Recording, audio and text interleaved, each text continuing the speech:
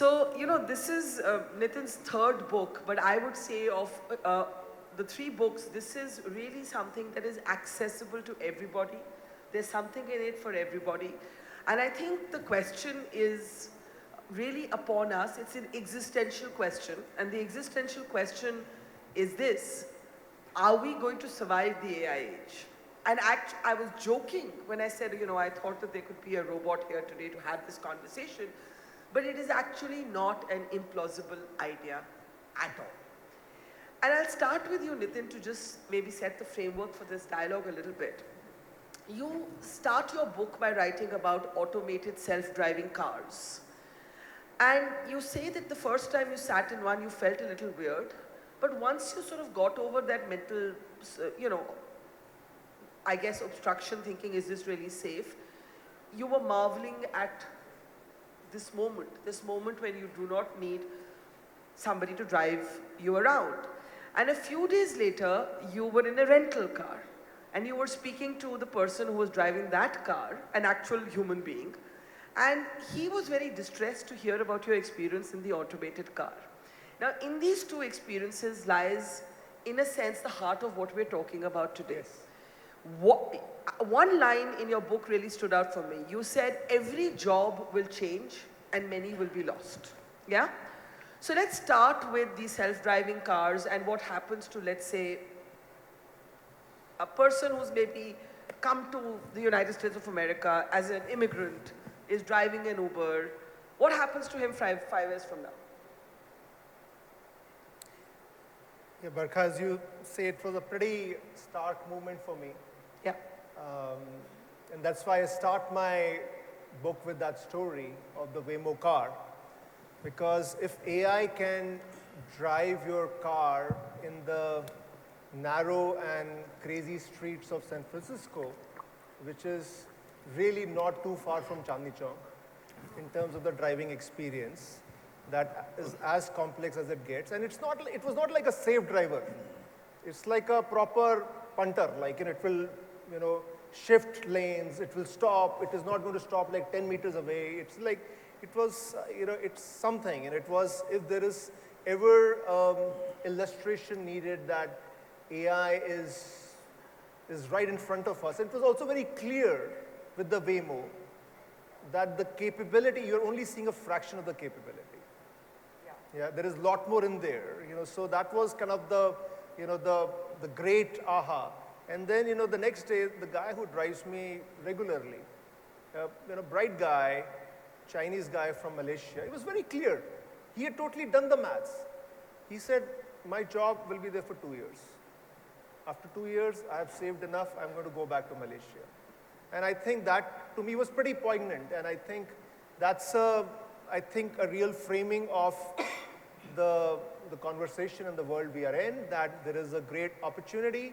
And of course, if you just think about autonomous vehicles, and not just cars, but trucks, you can say that, hey, there is a great benefit of it. So does this self-driving car also have road rage?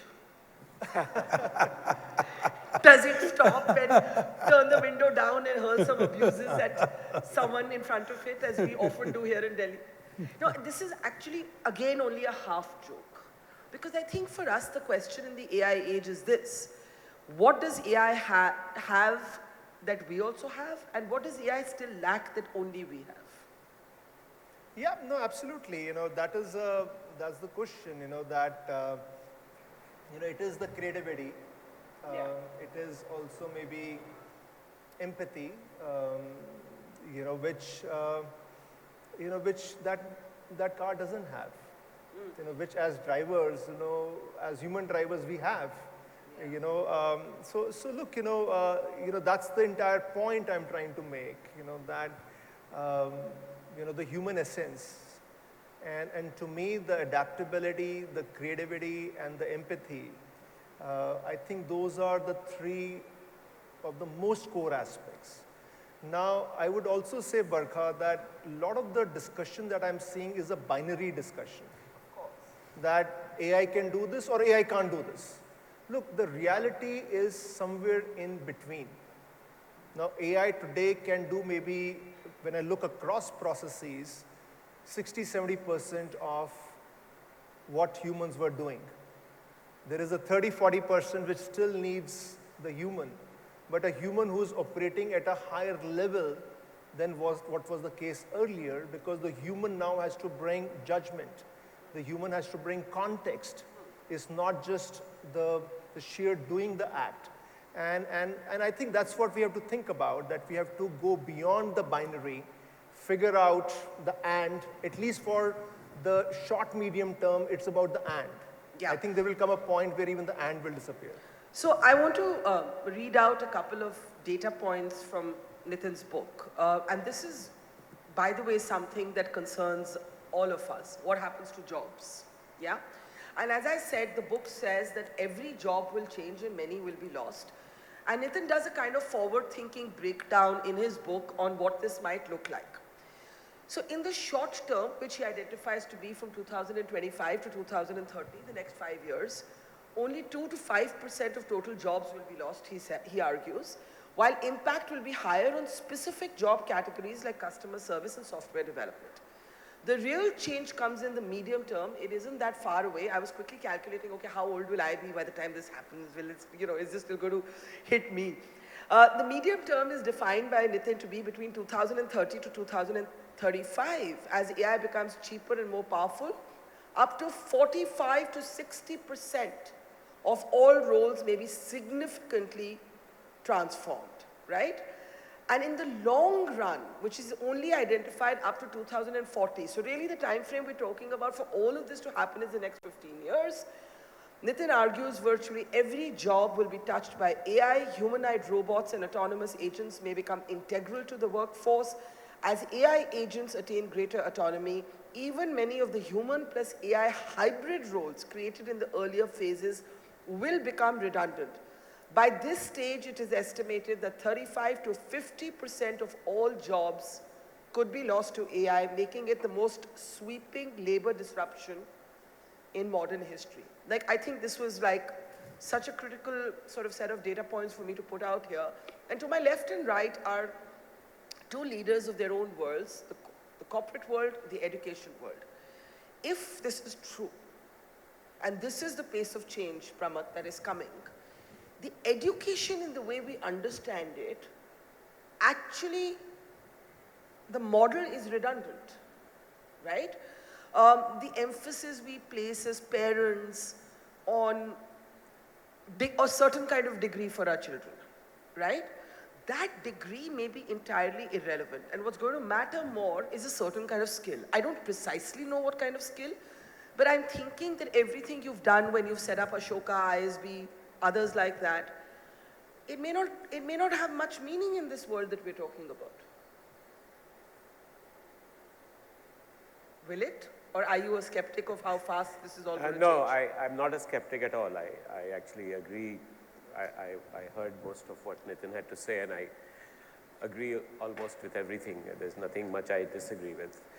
I think that couple of things. One is that Nitin mentioned this, but education is a used case, as is now the expression, that is going to be severely impacted.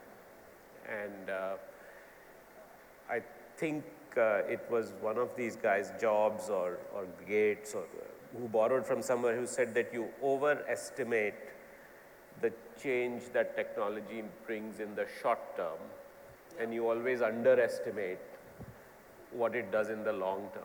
And I think that will happen here as well. So everybody's talking a lot about how it will disrupt and so on, but it will take time because we are so caught in this dilemma that Nitin ended with, that we don't know which way to go, how fast it will change. If you talk to our faculty, they are all like the deer in the headlights. Their first reaction is, oh, all our students are cheating, what do we do, right? So I think education is going to change completely. It already has. We are not watching it, but I've been involved in the online learning space for the last few years. And now, of course, you have people learning through AI, personalized tutoring, and so on. It's already happened for a very large number of people who cannot access formal education. So they have no choice but to learn quickly. But you know, I'm hearing this and thinking that's the good news. Yes, of course. If you see how Of course it desperately is. hard it is to get into a good college Yeah, so today, I actually get feel, into a good school today. yeah. So I actually feel that actually if you look at it, ISB was the first precursor to that because it doesn't give any credentials. That Correct. is, Right. it just gives a piece of paper. Right. So that actually proves the model that you actually don't need formal education to get a good job. Yeah. People don't realize that they, it's always referred to as an educational institution, but it isn't. But coming back to your question, I think we've recognized already, a lot of the leading institutions recognize already that it is about problem solving and leadership and some of the things that Nitin is talking about. And the importance of getting stuff done. So maybe a AI agent or a robotic avatar of Barkha can do panel discussions from now. Maybe a younger version of Barkha could do panel discussions from now. And maybe I was once talking to Amir Khan and he said that he can keep acting in movies for the rest of his life and doing a kid's role so all of those things are true. But I think ultimately even education programs have understood over the last few years that building empathy, building critical thinking skills, understanding what choices to make are all still very relevant. And we haven't made the full switch to that, but you are absolutely right that we will have to, because the technical skills, and again Nitin talked about that, the technical skills that we keep teaching will have to be put on the back burner, so as it were. So, I mean, a little later, I guess the question to come to is, what is uniquely still a human skill that we don't think the machine can learn, and is there any such skill? But before I come to that, Mr. Gurnani, how do you see jobs and hiring change? Because if 35 to 50% of all jobs are truly going to be lost by, 2040, already people with great degrees are struggling to get a job that they think is commensurate to their degree. I think for young people just setting out in life, what should we be telling them? Like, are that old mindset, especially an old Indian mindset, that there are certain kinds of degrees that you need to survive the changes of the world? Mostly it was considered to be STEM. I'm not a science student, I'm a liberal arts student, but the old-fashioned Indian thinking, deeply ingrained in parents across generations, is that only a science degree, a STEM degree will help you survive change. Is that still the case? So, Barkha, let's first analyze, Nitin's book or the presentations or whatever you read in the press. One thing is very clear is whether we look at it education or future of jobs or what's happening around us, one is we will always have a debate about the rate of change. For example, India, had an exposure to the washing machines or the dishwashers at the same time, but my friendly dishwasher with whom I can human interact is still my favorite. The second part of it, if I were to extrapolate or just use the ice hockey words, that you don't chase the puck. You anticipate where the puck would come. Now, when you look at the presentation today, and which is based on not Nitin's data alone, it is based on research. It is based on, various bodies which have done the research. It's very clear that the traditional jobs will be lost. And now the question is, what kind of new jobs will get created? So, for example, he used the word entrepreneurship. I'll go a step further. He took an example of a driverless car. To me, it's a beautiful opportunity. The beautiful opportunity is a human being, takes into account the metro train or whatever that local train in Bombay is called, and how a lady becomes productive and makes all her kitchen prep work sitting in her local train.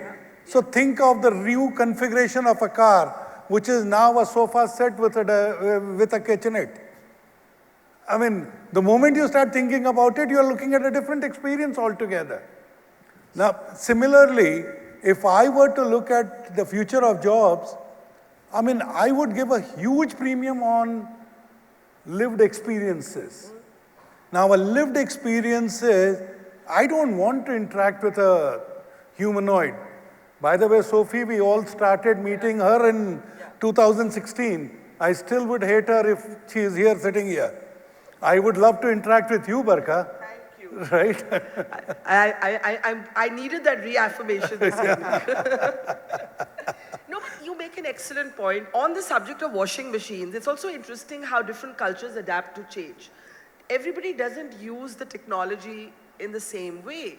Somebody still wants to talk to the lady who may come and wash your dishes if you can afford one. If you're Punjabi, it's not uncommon for privileged homes, but also ordinary homes to use the washing machine to churn butter. This happens in my home in Chandigarh, and I'm not making this up. So I guess this is a very interesting point, Nitin, for you. Is that how much of the change is going to be our choice to pick and choose and embrace? And how much of the change is just going to infiltrate our lives? So for example, is it going to be like the phone? What the phone is today. The phone is where we read, the phone is where we talk, the phone is where we learn, the phone is where we communicate, the phone is where we play Wordle. And even when you're hating the phone, like, I mean, there are moments in my life when I want to break my phone and I'm hating the fact that I'm looking at my phone, but I can't stop looking at it. So there is a sense of the robots taking over. It's like you can't help yourself. It becomes like a kind of addiction. And I guess my question for you is, what do you think, when you talk about the human edge, will the human edge retain the right to choice? Or is the world changing so fast that we have no choice in this? I would love to say that we have a lot of choice, but my view is that we are being pushed. And I think a lot of the change is so fast, is almost like inevitable. So, why go too far? If I look at the tech industry, CP is a grandmaster of that industry. I think our hands have been, we have been pushed over the last 7-8 months. I think the speed and the magnitude of the change has been a bit of a surprise. Can you give an example of something that has quietly already changed our lives that we don't notice? I mean, ChatGPT would be one, but something else that is actually now in the middle of our lives that we don't notice it. It's become so organically. I would stay with ChatGPT. I think it is such a, I want to give an example. I just used it earlier in the evening, but it's really instructive, about the spread of technology. So this was last year, and I had, this was still my second book. I had gone to a lovely professional university in Phagwara for a talk, and it's like a huge university, so all that is good. But next to it was also like a very small college. And I felt we had, I should go there and talk there. So it was proper Punjab ka pind, okay, sarson ke khet, like seemed like a, Yash Chopra movie and all of that. I go there. Did you do this? We did that, all of that. See, now no machine is going to do that. So, no, it's a And not impulsively, at least. All the teachers, they were a little clueless कि मैं आया क्यों? कि actually कोई ज्ञान देने भला करने क्यों आ रहा है यहाँ पे? तो सब nobody, अंग्रेजी में कोई नहीं बोल रहा था वहाँ पे, पंजाबी में बोल रहे थे. So then there was a presentation, उन्होंने सबको इकट्ठा करा हुआ था. And, I started to give my presentation. I realized it was a futile task. So मेरी टूटी-फूटी पंजाबी में मैंने कुछ बोला. Then I stopped. And I thought, this is not working. So I asked a question. This is like a year and a half back. How many people use ChatGPT? 80% hands went up.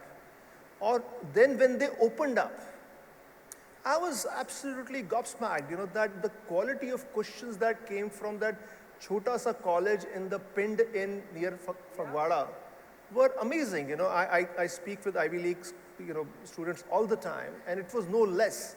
And it's just like something, you know, we talk about job losses and all of that, but it's also the, you know, the positive democratizing, you know, nature of AI that, you know, we say that ChatGPT is making us, you know, an addict and all of that, but it is really bringing, you know, how much of our lives it has become in such a short period of time. It is quite remarkable.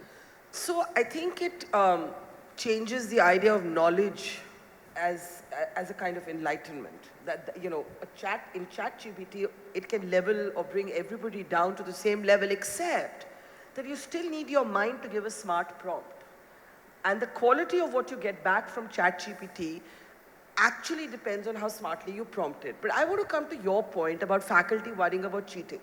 So there was a time when, you know, as a journalist, I would not allow my team to use Wikipedia as a resource for research because I found it unreliable, unverified, often wrong. But in the age of ChatGPT, how would you understand skills that were considered very important at one point? How to construct a sentence, how to, I don't know, write with proper basic grammar, how to know where to put commas and full stops. ChatGPT will do it all for you. The only problem is everybody sounds identical. Yeah. And to that, Barkha, there will be jobs and there will be jobs. So if my secretary is from somewhere, Punjab, and doesn't know good English, and she knows how to use ChatGPT to write good emails, it's great.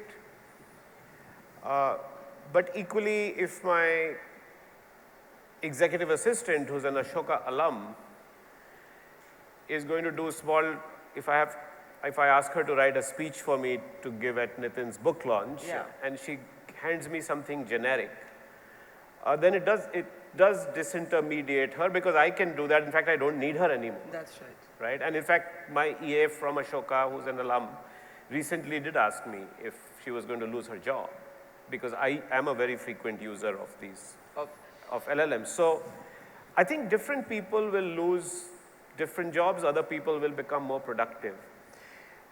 And just to make this panel a little bit lively, which is always what you like to do, I somewhat disagree with Nitin. I think every time there's a new technology, there's this thing that is going to change. In the near term, lots of people lose jobs. Yeah. And there are many examples through history. Look, since Nitin was using the car example, look at the number of cab drivers who are using Google Maps. Yeah.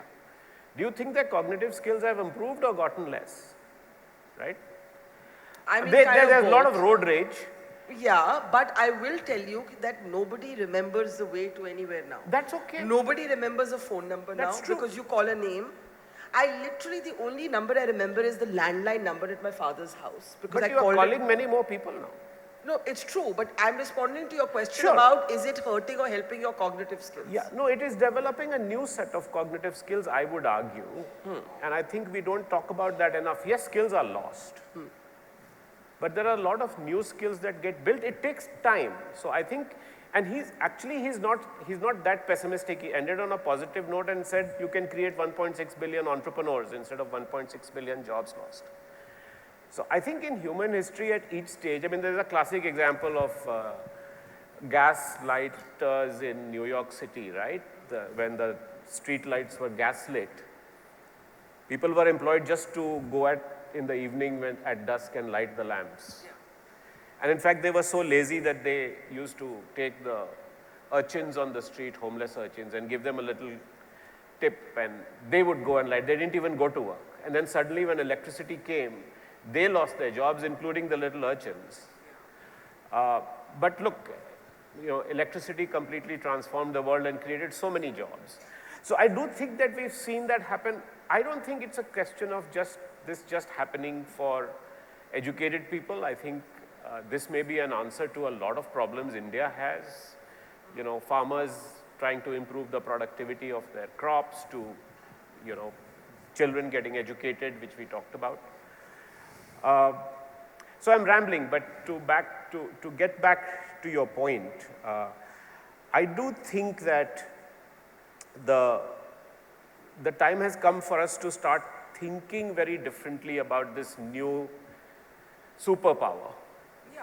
No, I take your point. Barkha, That, if I can sorry. build on Yeah. Pramath's point, and I actually agree with him. I think the point We are he's supposed to making- disagree. Yeah. No. We are, see, every technology, there are inevitable aspects to it. And with every technology, we lose something, but it also pushes us to build some new skills. But let me quote from your book. You say that every time there has been change, humans have adapted to learning a different kind of skill, right? So when machines replaced, for example, what humans used to do physically, they went up the ladder to becoming the brains of it. When there came technology that could do the brains, the humans moved up the ladder to becoming the emotional quotient of it. The only part that slightly left me worried in reading your book was that you seem to suggest that even EQ is something that AI can not learn but mirror. Fake it. And to Mr. Gurnani's point, the lived experiences is the most interesting thing. If the machine can mirror EQ, then, I mean, what does that do to every single relationship? We should not operate in binaries. IQ, EQ are very, very vast concepts with many dimensions. There are some dimensions of EQ the machine will do well, especially what involves mimicking, okay? But there are other aspects it cannot. I want to get back to CP's point about lived experiences. Because I do think, that while we lose, what will be very important, become more important, is context. Yeah? That we bring context, because machines, it's still very difficult for the machine to make judgment with context. Okay? That's where the machine is struggling right now. So context will become very important, and I think one of the interesting questions in front of us, both from an education perspective, but also how we train people within corporates, is how do you build deeper context, which gets down to the lived experiences, which I think CP was getting to, that this is not like a superficial context. This is something you understand deeply. But let me, to Mr. Gurnani, put it partly to be contrarian and partly because it seems like that to me. It seems to me that we're in another Darwinian moment of survival of the fittest. Because if ChatGPT is going to prompt almost the same kind of writing to whoever uses it, then the person who's going to stand out is someone who's, a really brilliant writer on their own. So it seems to me that yes, there's going to be democratization, there is going to be, everybody's going to have access to the same technology, but you've got to be really brilliant to tide over the next few years, to be relevant. So I think, again, while Nitin makes the point about what AI will achieve, and whether we agree or disagree, we can only disagree by ±5 years.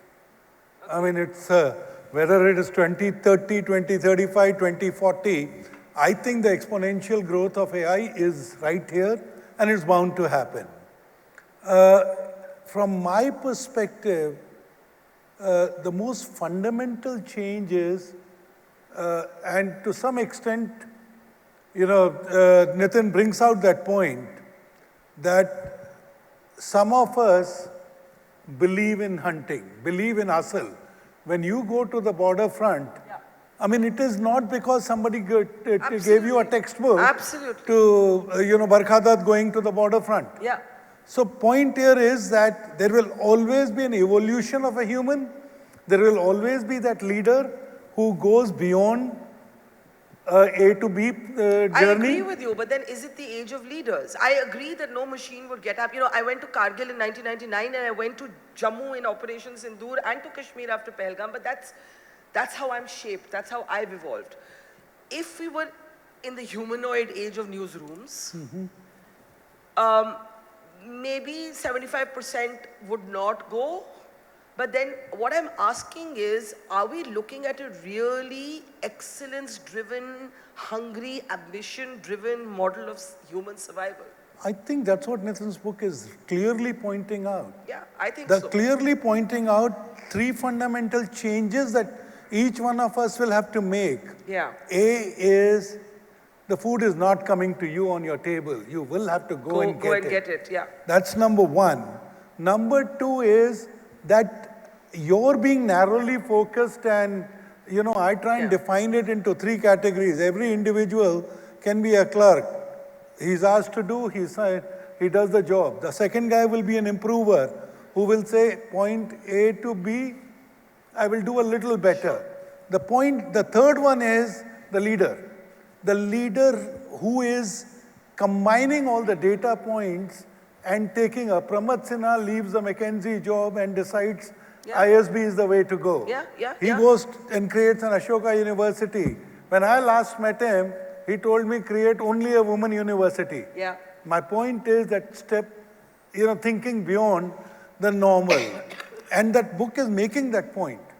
The book is making that point when you talk about leadership, you talk about entrepreneurship, and you're talking about going back as a human being. I think, AI is for us to use, and that evolution of that individual, if they continue to evolve, AI is going to be a follower. Yeah, I totally agree with you, and I think that brings us to how do we navigate this change? We heard Nitin present a sort of framework in which, Nitin, very interestingly, you went back to some of what can be called the old classics, spirituality, sport, right? Alongside, structured problem solving, and you spelled the rest of it out.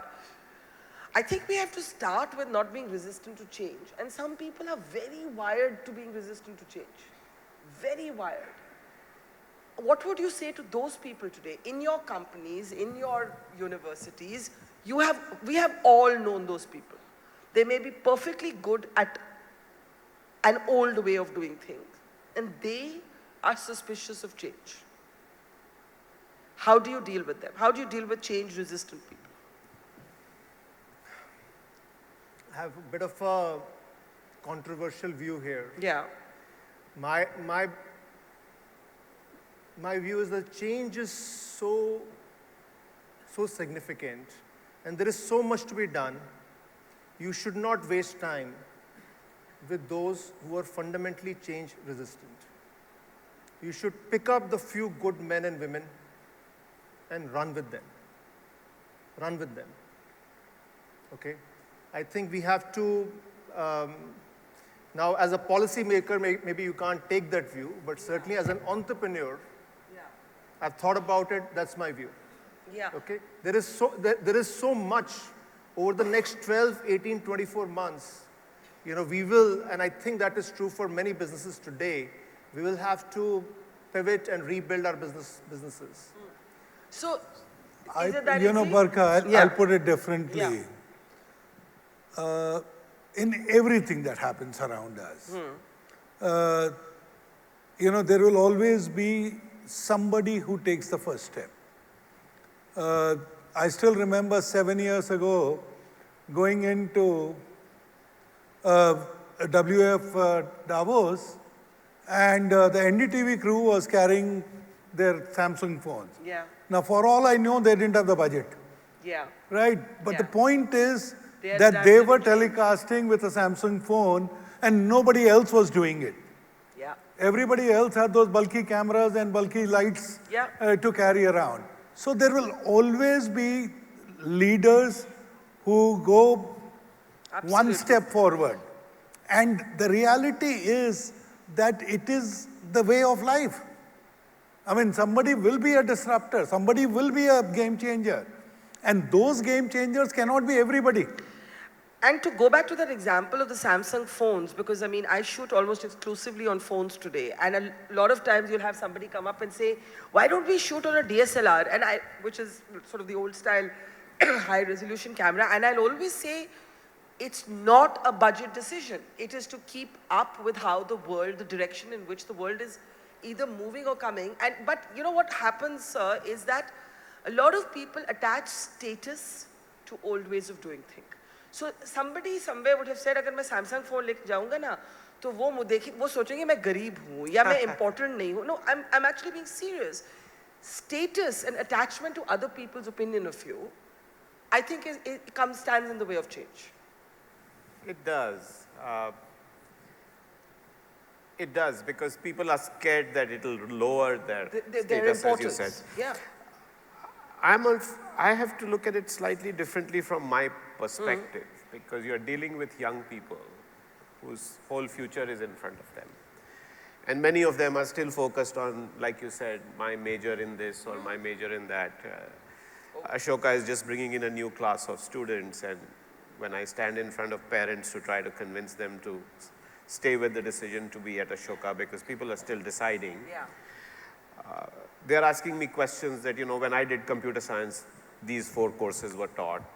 Your program doesn't. And I can't tell them that, look, why are you even going there? Yeah. But I can't. So parents are the first one who are change resistant about the education that kids get.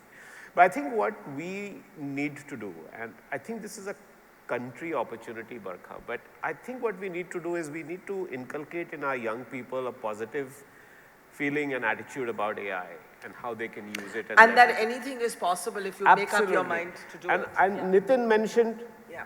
Nitin mentioned the C word, context. Yeah. By the way, that's a very liberal arts context, right? You and I know this. I didn't know it. I was a boring McKinsey guy like Nitin, but through life experience, you realize that context is important. Yeah. The context in India is that most people don't have jobs. Yes. Our biggest challenge is getting jobs. If you could actually make everybody an entrepreneur, if you needed a new slogan, Har Ghar Vyapar and all that, which people say, I think you can really have Har Ghar Vyapar without getting a BA or PhD and driving an auto with a big degree. But So sorry, I really- process thing, I think CP has a hard stop. Okay. Yeah. I wanted to, sorry, but I think... I'm happy to stop. But no, but I think I think the point is well taken here, that it is about possibility. Do we have 5 minutes for questions? 5 minutes for questions from the floor? We can let CP go and we'll take questions. We can answer on his behalf. If you need to hop off. Do you need to hop off? Okay, anyway, we have 5-10 minutes only for questions. So if anybody has a question, a shared experience. Okay, let me start this off. How many of you use ChatGPT? Please raise your hands. And anybody get up and tell us what you most commonly use it for. That would be really interesting to hear. Anybody please just stand up and come on now. Be a leader. You've heard so much about leadership. I think there's a hand there. Can we get a There were many mic hands. there? Please, if you stand up, we can, yeah. Let's get her a mic. Sir, you hop off whenever you need to. Okay, holler from wherever you are. Just project. Yeah. Okay, can't hear you. जोर से बोलो. चल बरखा. हाँ जी, जय माता दी वाला ही हाल है. Good to see you. Good to see you. Thanks. चल प्रमथ. Bye, CP. Acha, now issue is that come up here and ask your question because we can't hear you. No, Now we can. Now it's Okay. working. So quickly to the question, what ChatGPT is about? It's condensed content. Hold the mic close to you. It's about condensed content for me for now. Yeah. However, my question is, I want to move the conversation a little away. Can't hear you. Can't hear wow. you. Come aage. Come aage and just come here and ask your, because we really can't hear you. Is that better? Yeah, Yes. just speak into the mic. Yeah. Yeah. Sorry, CP. Picture before you go. Sorry. Hold on a second. Huh? With a copy of the book? Okay. प्रमथ किताब ले लीजिए. Oh, sorry. Mic?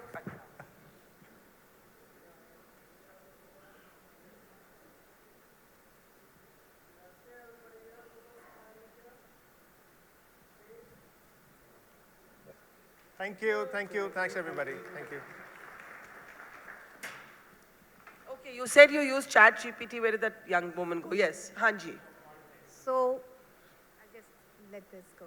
So it's for now as an experience, mostly about condensed content. Yeah. But I quickly wanted to bring up my question, Yes. which is shifting a little away from an employer and an employee perspective. I am talking to you, and especially, the panel being so illustrious, is that what is it going to be an experience for me as a citizen and as a consumer? And why I say that is that currently I look at AI and I clearly deal with it with certain trepidation. I'm worried about the AI slop when I get onto any social platform. I am anxious. I mean, you're basically saying you're worried about your data being, data your privacy, searches, of your course. interests being recorded, data privacy. So data privacy is another very eminent concern, and that's one of the things that I cannot control, thanks to the search and everything. Also, if I... Okay, hold on. Sorry, ma'am. I'm going to interrupt you there and get a response to that because there might be other questions, and we have only 5-7 minutes. I think with China, we are already seeing the future of AI in citizen services. Okay. And like most things, there is, I think, a good, there is a not so good. I think the good is that you can really personalize with AI, personalize citizen services. You can be very predictive about it. You can make it very seamless for customers that, birth happens, birth certificate directly getting dispatched to your house, blah, blah, blah. So there is, in China, we already see that. There are also smaller countries like Estonia, which are probably leading in... No, she's saying the machine will know everything about me and what it shares it on. But there is the police state part to it as well. Correct, yes. Correct. Okay, so I think the George Orwell's 1984, I think that scenario is also very possible, and I think China is also an example of that. So look, I think as far as citizen is concerned, both aspects are there. I think you also made a point about data and data security. I think that's a very, even as this whole AI thing plays out, data security, some rules around it is absolutely paramount. There is a lot of conversation happening. I don't think it's come to a conclusion yet. Okay. But I think it's like, traffic rules, that the most basic traffic rules in the world of AI is very difficult to establish them, but the most basic ones are to do with data, which is to do with data security, data bias, data privacy. So that will need to be established. Okay. May I give someone else a chance, please? There are hands behind you, and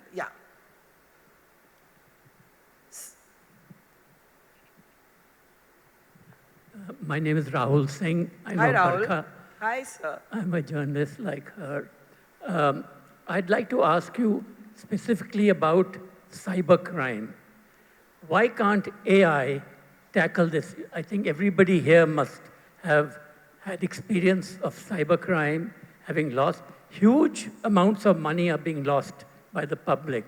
Why can't AI do something about this?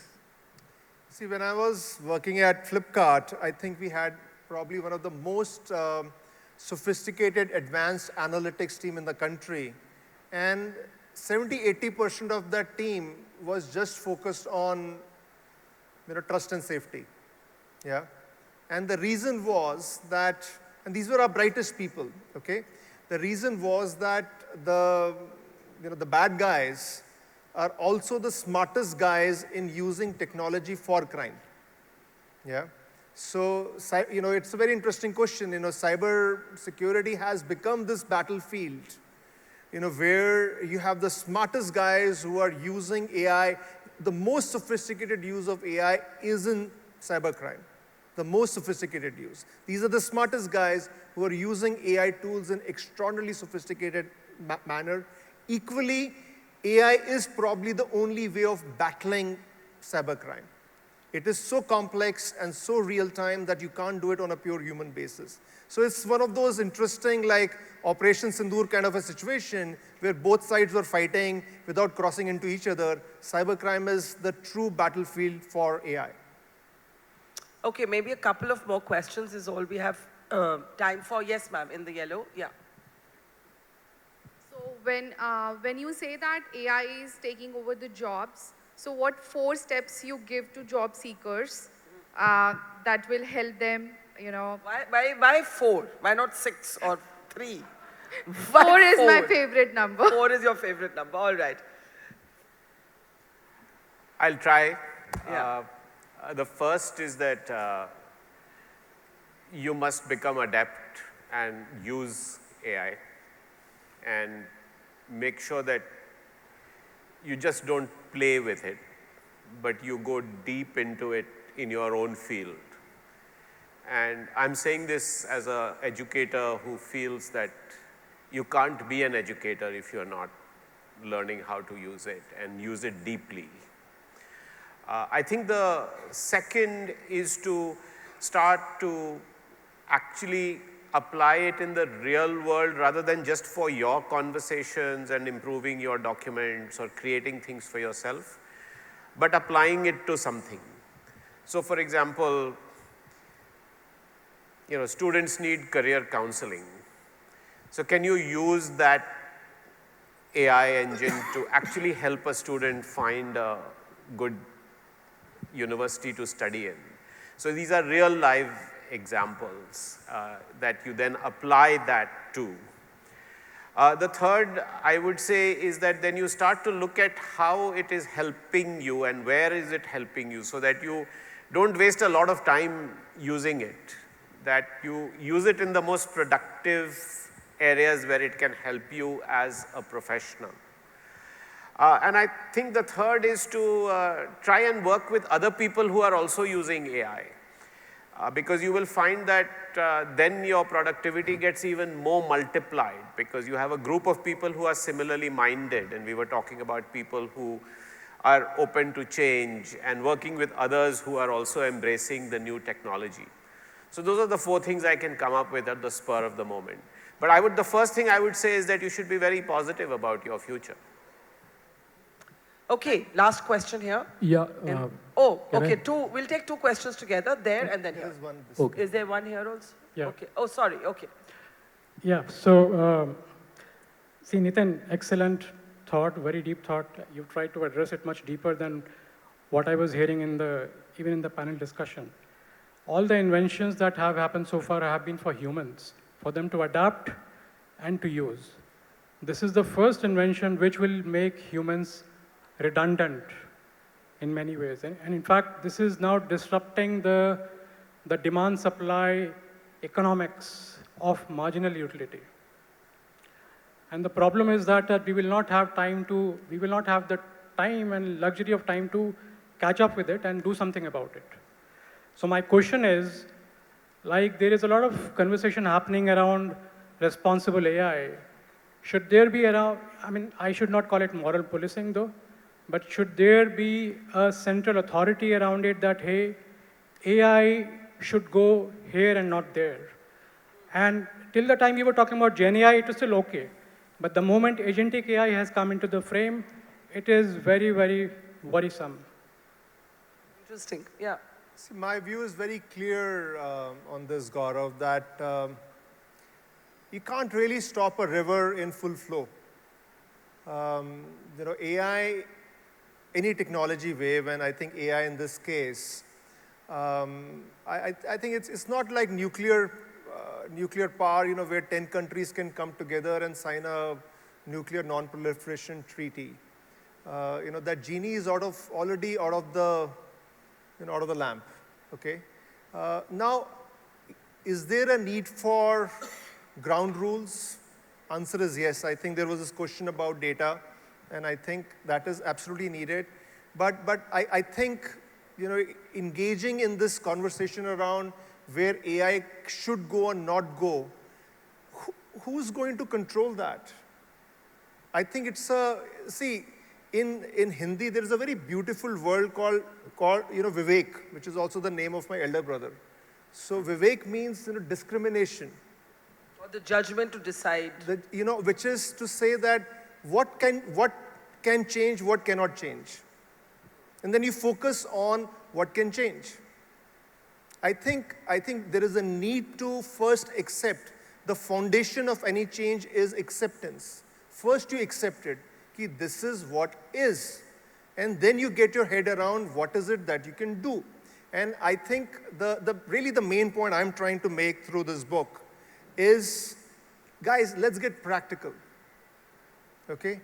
AI is very significant. If we keep on valuing in self-pity and philosophical posturing, we will just lose the opportunity.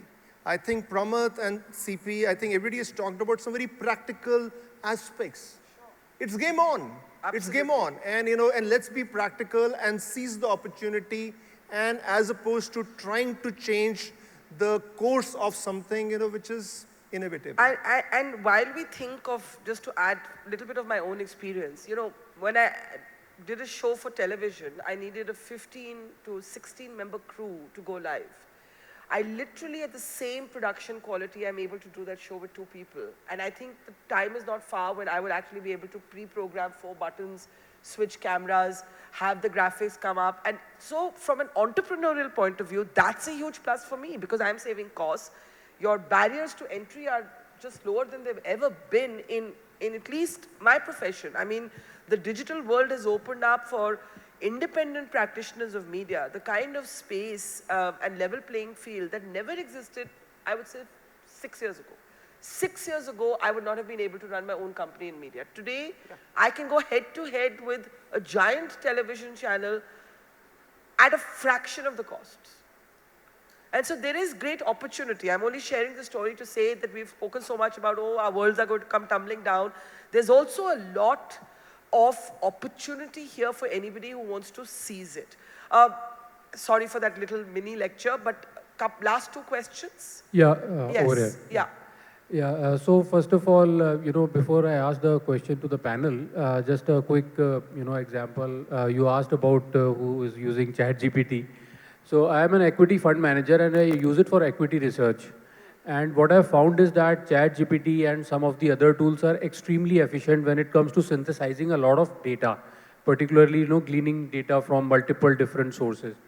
But having said that, what I've found a little bit inefficient still is that, there is an element of positivity bias, which I've seen, which is that they tend to indicate or give a more positive side of the analysis rather than highlighting, the negatives.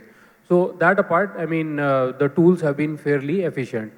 Now, my question is that what we have seen really evolve over last few years is that in the AI domain, it's the US and China which have come to, march ahead. And India, despite having a very vibrant and very, efficient IT industry, they were never able to come up the curve in a sense when it comes to AI. So a DeepSeek, for example, emerged from China and OpenAI is from US. Why can't we have, our own AI models? Okay, so, can I just take that question together in the front row and we can answer them together? Just project, or there's the mic. My question essentially is to all of you, okay, primarily to Nitin and Pramath. I have a middle schooler at home, right? And I remember at one point in time when I was reading Nitin's book, one of the things that really scared me and got me thinking is that if this is such a tectonic shift in terms of, education and employment, then why is not more conversation happening at the policy level, right? And the way the education system in India is structured, I shudder to think that, first of all, we are preemptively creating, the mindset is placement, right? So it's a very pro-job seeking sort of educational culture. We don't teach our children about the relevance of entrepreneurship, right? All the best colleges in the country are just so placement focused, right? That's what they advertise and that's what they promote. So forget about people who are getting into the job force right now, but if, the change vis-a-vis AI is coming at this speed, what about kids going to school? Okay, so that one to Pramath and India and AI to you. So we'll start with you, Pramath. Like I said, and this has been shown, the education systems are the slowest to change. So don't expect miracles. But I will also say that the kind of place your student goes to school or college is already making changes. I think, I'm just involved in creating an entrepreneurship program for a K-12 school. I never imagined that I would be doing that. You teach entrepreneurship to these kids, but today Nitin's talk has further reinforced me that, in fact, that's what you should be teaching.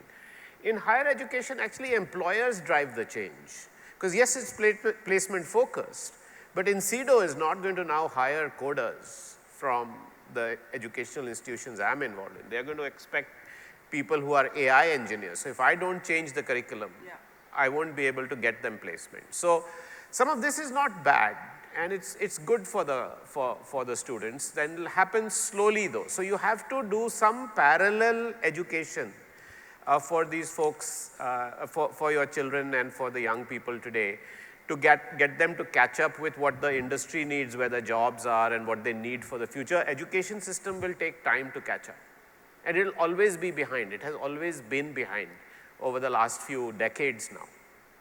Okay, last comment to you. AI and India, I think first we should acknowledge that China and US have made a lot of strides, but I'm quite hopeful for India. I'm very hopeful for India. I think there are two aspects, which really inspire me. I think we have a great tech foundation now, thanks to the IT services industry. Also, we are the biggest tech consumers in the world. And I think now is the right time for us to really attack that application layer, okay? We should not waste our time too much, with the chips and the LLMs. Yes, perhaps Atmanirbhar Bharat, and we should build that, but that's just a defense strategy. That's just a self-defense strategy. Our winning formula is going to be the application layer, which is really saying that the AI infrastructure has been created.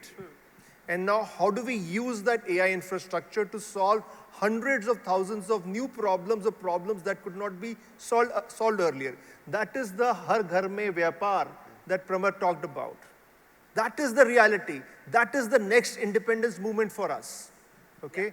And that is us, moving from a services nation, which was very nice, but essentially order taker and execution focused, to a product nation, which is really, driven by creativity, which is a lot more risk taking. I think that is the opportunity for us. And just one point, from a, infrastructure perspective that inspires me is our digital public infrastructure. I think we have a world's leading digital public infrastructure. We have done something amazing there. I think there is a great opportunity to rethink that, build on it, and make our DPI the AI enablement ecosystem, for the country. And I think if we do that well, that can really enable this Har Ghar Mein Vyapar, and I think that can be an amazing opportunity for us. I think that's a great, optimistic, upbeat note to end this conversation. I know many of you may still have questions for Nitin. You can mingle and ask him those questions. The book is very, very interesting. If you're interested, not in the future, but in your immediate present, I think, to talk of AI as something that's coming is a misnomer. AI is here. It's already here. And now it's about riding the wave to your own advantage. And if you think of it like that and befriend it, you'll journey with it. Otherwise, it'll leave you behind. Thank you so much, Nitin, Pramath, and earlier to Mr. Gurnani. And thanks for being a great audience. Thank you so much. Let's have a round of applause for the author.